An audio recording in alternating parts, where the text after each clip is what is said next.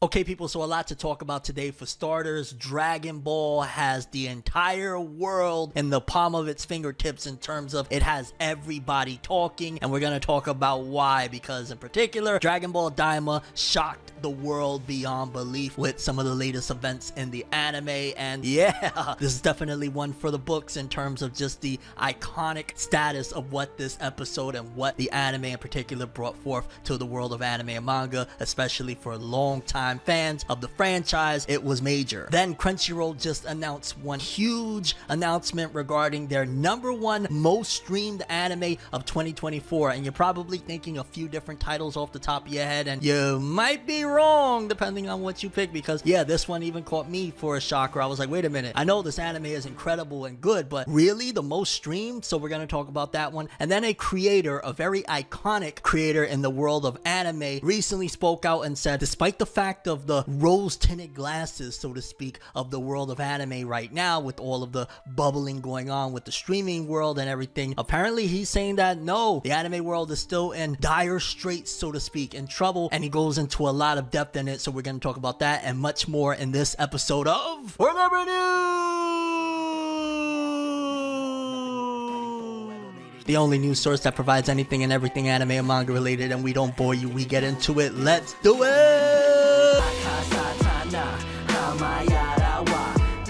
But in the end, it always ends with the end. So let's not pretend we can always start anew. We can do it again. Okay, and before we continue, if you would hit that subscribe button and that bell, I'd greatly appreciate it. You get notified whenever I drop new videos, giving you updates in the world of anime and manga. Win-win, hit them buttons. Okay, so first thing that I definitely want to talk about, and nobody has missed this, I'm sure, and if you have, where the heck have you been the last few days? The world of anime was completely going wild, and the talk was non-stop after the latest episode of Dragon Ball Daima, the Japanese version, episode 19, because the English dub version is still quite a few episodes behind. But that episode in particular has the world talking and has everybody looking at Daima like, well, you know, there was a lot of times where people were kind of not the most enthusiastic about Daima, just because it was different than what fans had hoped for in terms of it focused more on the journey aspect of things and more so light-hearted comedy stuff, more true to what Akira Toriyama has been known to create in the past. Like, Akira Toriyama is an author that started off as a gag manga artist, and then he eventually went on to do battle stuff with Dragon Ball, but it seems as though Dragon Ball Daima really wanted to stay true blue to what Akira Toriyama originally was, and ultimately something that was probably mainly his passion in terms of writing that type of story. And yeah, so it kind of had some fans a little turned off. They wanted more action, and admittedly I was somewhat in the ballpark of that at certain times, but ultimately episodes like episode 19 demonstrate yet again that Akira Toriyama, prior to his passing, wanted to make sure he left something special behind for the world of anime, in particular of giving stuff that the anime world or Dragon Ball fans at the very least have always wanted. One of the things everybody always cried for and begged for is, yo, can Vegeta get Super Saiyan 3? Can Vegeta finally achieve it? And not only did he achieve Super Saiyan 3 in that little kid form, the chibi form, now they actually, with the latest episode, and yes people, there are spoilers that are going to be spoken. I'm sure you've seen them flying through your social medias, but if you haven't, just giving you a heads up. In the latest episode of Dragon Ball Daima, everybody was returned to their adult forms, and Vegeta went Super Saiyan 3, so we finally got to see Vegeta not just in the kid form, as an adult in his Super Saiyan 3 look. And I gotta say, for me personally, I was really excited for it. I thought it was interesting that despite, you know, 20-30 years of fans saying, hey, we want, you know, to see him look a certain way, because we've always looked at Super Saiyan 3 as, well, Gotenks' hair is that length, Goku's hair is that length, so when Vegeta gets Super Saiyan 3, if he ever did, it would be the same thing. But despite it being his adult form, it still remained the same, where his hair kind of looks more so closer to Beast Gohan's length and Beast Gohan's design with the hair, opposed to the, you know, typical Super Saiyan 3. And I'm not gonna lie, it fits Vegeta very well. Don't get me wrong, personally, I'm always gonna be more so of a fan of the long hair Goku Gotenks look, but it was actually really awesome looking and fit him very well. And it was awesome to see Super Saiyan 3 Vegeta throwing down against a villain in 2025.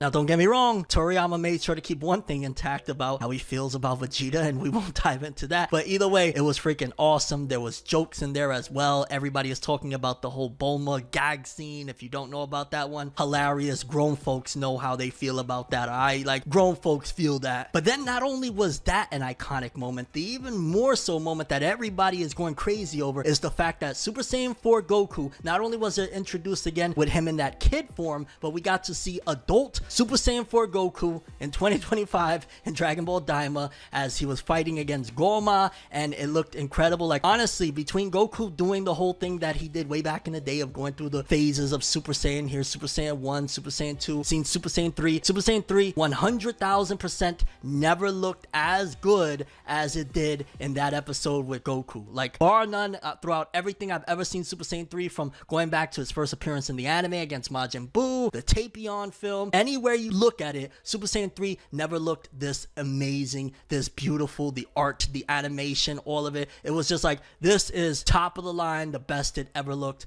bar none, period. But then Toei Animation took it a step further and showcased Super Saiyan 4 Goku for the first time in Dragon Ball Daima as an adult, and once again it was incredible. The transformation was awesome. All around, Dragon Ball Daima just truly broke the internet. From my understanding, I've seen reports that apparently Crunchyroll was losing service in certain areas because of this. It was just like a monumental moment that everybody's been talking about, and again, it's crazy to see because Super Saiyan 4, technically outside of like Dragon Ball Heroes stuff, hasn't been seen since like the GT days, so it's been a long time, and to finally see it in pristine quality and overall just epicness is fantastic, and honestly, again, something that is truly remarkable and something newsworthy for the world of anime from Dragon Ball. But yeah, let me know which one of all of those forms was your favorite. Was it the Super Saiyan 3 Vegeta, Super Saiyan 3 Goku as an adult, Super Saiyan 4 Goku? Let me know. Then moving forward, another huge story in the world of anime courtesy of Crunchyroll, because Crunchyroll just announced their most streamed anime of 2024. And when I hear that, immediately I start thinking, okay, what are the anime that you would immediately think were like, yo, the top of the line, the most streamed, especially of what came out last year? I immediately go to like maybe Demon Slayer, right? Demon Slayer would definitely be a contender for the most streamed. Everybody loves Demon Slayer. Kaiju number 8 was pretty hot last year. A lot of people were talking about Kaiju. So those are some of the titles that immediately come to mind of what was released in 2024. But Crunchyroll shocked everybody when they said apparently this was the most streamed anime of 2024. Crunchyroll finally confirms Solo Leveling most watched new anime of 2024. Solo Leveling's first anime season has been officially confirmed as the most watched new anime of 2024, and an unsurprising yet impressive new disclosure from major streaming platform Crunchyroll. And I will say that while Solo Leveling was popular, I did not expect it to meet these heights, simply because, again, the anime market is so dominated by like Japanese anime because, you know, it's primarily coming from Japan or whatnot. So to see something that is based from Korea be able to rise up to the ranks and become this juggernaut that it is, that is a huge win, and it's unexpected, again, because you don't think that they would allow something of, you know, a foreign IP to come in and do what it's done. But Solo Leveling has broken the mold and has shattered all the doors that was holding it, you know, back. Via GameBiz, Crunchyroll revealed on February 21st that Solo Leveling was the platform's most watched new anime of 2024 over popular debuts like Dan Da Dan. That was another one you would expect. I mean, me personally, that wasn't for me, that type of series, whatever, but that was very big. Kaiju number 8, Windbreaker, and more. Like Kaiju number 8 or Dan Da Dan or Demon Slayer probably would have been the ones. Oh, well, I don't know if they would count Demon Slayer because I guess it's not a new anime, and this is them technically saying new anime, even though it was a new season of Demon Slayer. The revelation reportedly came in a newsletter sent to the media, confirming what many suspected about the series' massive global reach. Crunchyroll is also working on furthering this through recent collaborations with popular actors and musicians such as Indian actor Rana Dagubati and Latin American music artist J Balvin. Data from Parrot Analytics also supports the Solo Leveling anime success globally. The series was nominated alongside titans like My Hero Academia for the most in-demand anime of 2024, ultimately losing out to One Piece. That's crazy. Shoutouts to the GOAT One Piece. The Solo Leveling manhwa was also recently highlighted as a major success story, using data from Circana Bookscan ICV2 revealed that Solo Leveling was 2024's fastest growing graphic novel in the US, with the Apothecary Diaries, Dan Da Dan, and Frieren also receiving plaudits. Fans can check out the Solo Leveling anime every Saturday on Crunchyroll, English sub and dub. The series also just started releasing season 2 with episode 8's trailer teasing an all-out war between Sun Jin Woo and Baran February 22nd. That episode was crazy. Like, I don't know if anybody's been, you know, following that's watching right now Solo Leveling, but it's just been phenomenal. I'm watching both the sub and the dub, and I don't do that for nothing pretty much. Like, I tried doing that with Daima, but I think I'm just gonna marathon the English dub of Daima when it's all said and done. But Solo Leveling just got me right now that I'm like, I'll watch the dub just to get a rewatch in, and at the same time I'm enjoying the dub. And if you don't know anything about Solo Leveling, it can be described as follows. They say whatever doesn't kill you makes you stronger, but that's not the case for the world's weakest hunter, Sung Jin Woo. After being brutally slaughtered by monsters in a high-ranking dungeon, Jin Woo comes back with the system, a program only he could see, that's leveling him up in every way. Now he's inspired to discover the secrets behind his powers and the dungeon that spawned them. And yeah, honestly, Solo Leveling, it deserves all the praise, it deserves all the respect. The writing is awesome. Sung Jin Woo is like, some people may have a problem with like him being more closer to the lines of like a Saitama, solely in terms of his strength is just astronomical, but it didn't start off that way. That's what breaks him away from a character like Saitama. He started off, he was legit the weakest, and then he rose up the ranks, and now he's just so freaking astronomically strong that even when you get battles like the latest episode, episode 8 against Baron, it's just unworldly, incredible. And to see that it actually did that, that is great, because that also opens up the doors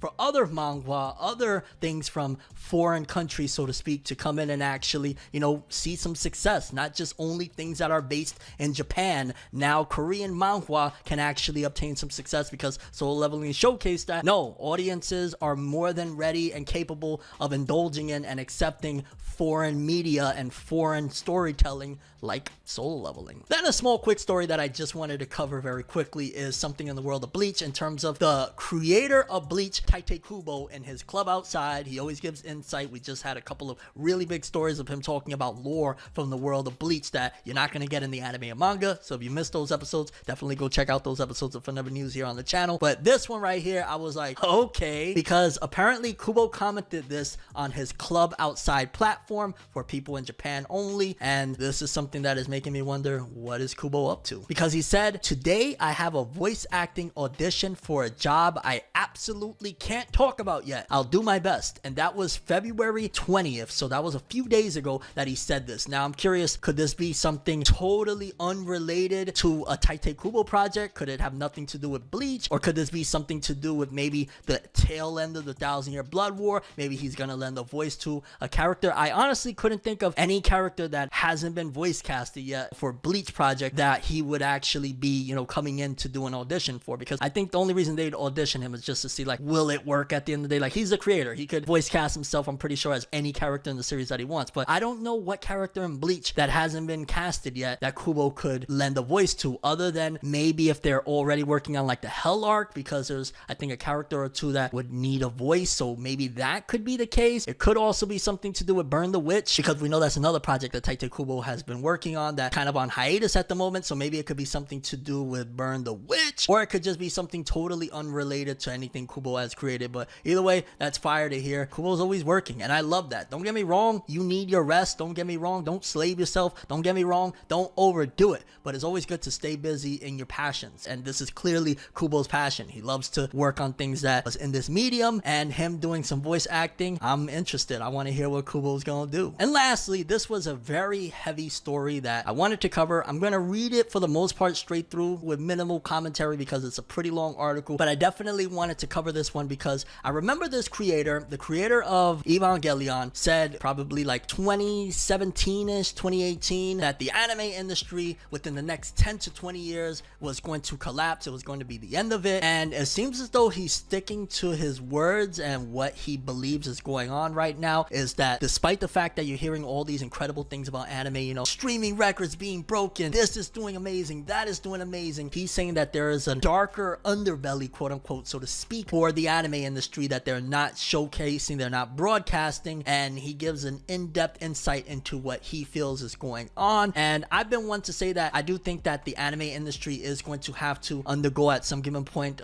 destroy and rebuild scenarios, so to speak. So let's see what Ano has to say, because it's been some time since he spoke about the whole industry as a whole, and yeah, here's his thoughts. The anime industry appears to be booming, but is it actually in crisis? This legendary creator seems to think so. It can feel like anime has taken the entire world by storm at this point. What once felt like a niche hobby in the West has become practically mainstream. Goku and Luffy are in the Macy's Thanksgiving parade now. Anime-themed venues have opened across the world, and even Sonic 3 couldn't avoid slipping in the famous Akira bike slide. Anime movies like The Boy and The Heron, along with any My Hero Academia movie release, managed to crack the multi-millions in earnings at the international box office. everything on the outside points to a major boom in the industry. However, all the glitz and glamour and catchy opening theme songs are doing a very good job at hiding the problems that have accumulated in the industry from the undiscerning eye. While horror stories have circulated around social media for a while now, sometimes the bell needs to be rung by someone with a little more clout. The most recent canary in this coil mine happens to be the legendary Hideaki Anno, creator of the beloved Neon Genesis Evangelion. Anime doesn't come out of nowhere. Everything an audience consumes is made by someone. Even if it's only been in recent years that they have been privy to the ways in which the sausage is made, there has always been something of a mystery surrounding places like the animation industry as a whole, things that outsiders wouldn't be privy to. But the world has changed in drastic ways, meaning controversies and strife become center stage far more quickly than they ever did before, and creators like Anno can take the stage to sound the alarm when things aren't going according to what the outside world sees. On January 30th, 2025, Anno stated that the status of the anime industry as a whole was suffering during a meeting of the Manga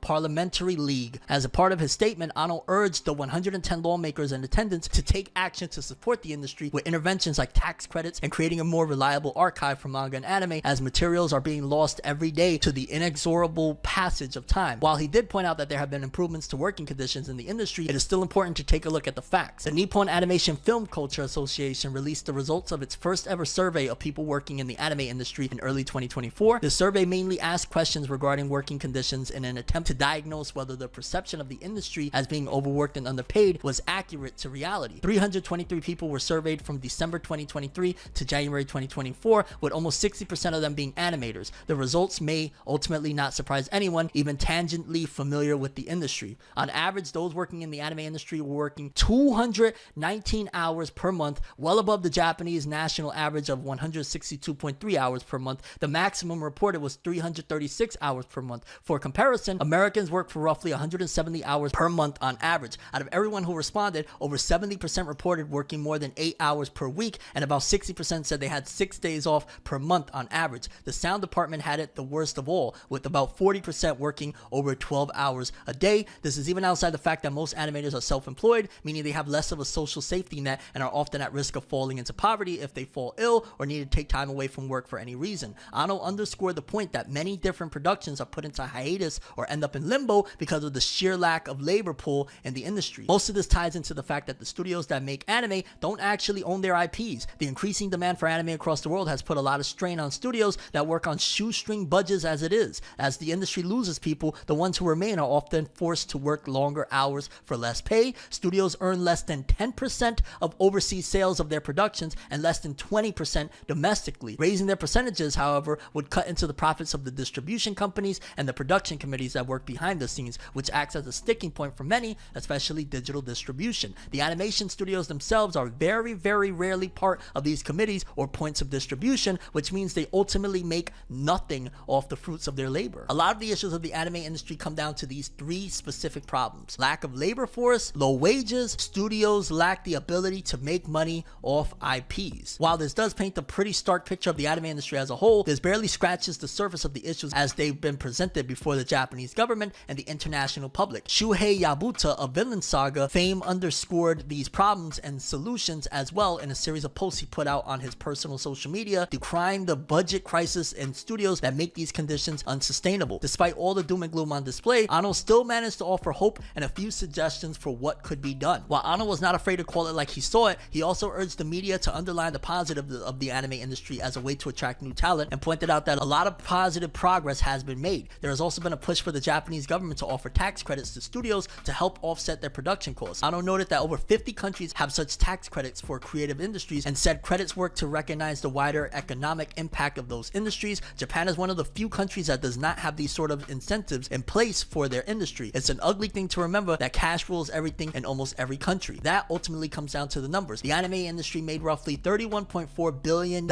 in revenue in 2023 and is on track to make over $70 billion globally by 2030. And yet the people who work within that industry have such a small cut of the pie, they can barely feed themselves or their families. This is all without mentioning the studios that often get outsourced to countries outside of Japan that barely make pennies on the dollar. Studios don't have the money to fund their own projects, and yet they are often the ones putting money into the pockets of those who have done nothing to help the production. Anime is, without a doubt, a very profitable industry for almost everyone but those who are actually in the process of creating it for the masses. Anno's statements were a way to entreat the Japanese government for help. And he isn't the first to ask for those considerations. While it is hard to predict what will happen on the government side, it is also important to note that international anime fans can actually help the studios for a price. One of the ways the studios make money is through the sale of physical media like DVDs and Blu-rays or some of their in-house merchandise. These things, however, can be prohibitively expensive for fans outside of Japan and aren't always the best option for those on a budget. Another way to help is spread awareness. The more people talk, the more pressure there will be from anime lovers across the world to help out their favorite studios, kind of like what I'm doing now, bringing awareness. You know, if you have the money, don't break the bank if you don't, but if you got the money to support something that you love, support it, support them, support that creator, support that IP, support